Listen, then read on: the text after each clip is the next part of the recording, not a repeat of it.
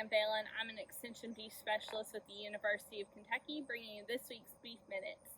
Today's topic is going to be heat stress because we're certainly in the dog days of summer here.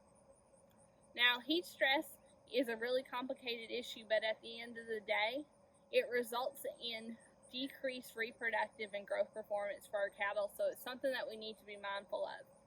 When cattle are experiencing heat stress, you often can see them standing and panting, because that's their way of trying to dissipate that heat load is by increasing their respiration rate.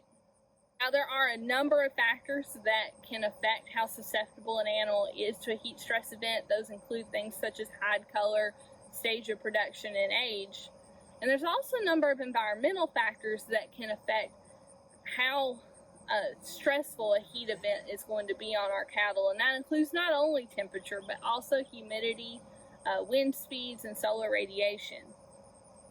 Luckily, there are some things we can do from a management standpoint to help our cattle out during these heat stress events. And one of the biggest things we can do is avoid working cattle.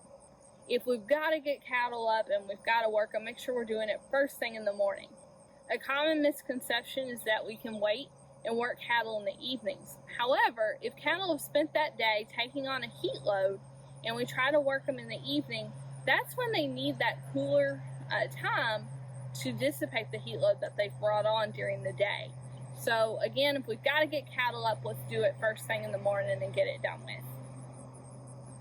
Secondly, we need to make sure that cattle have adequate access to shade so that they don't have the opportunity to get out of the direct sunlight from tree lines or from the woods.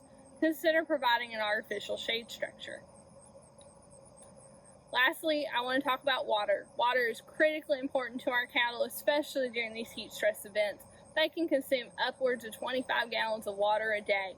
So make sure that they've got a good, clean, cool source of water at all times during these heat stress events.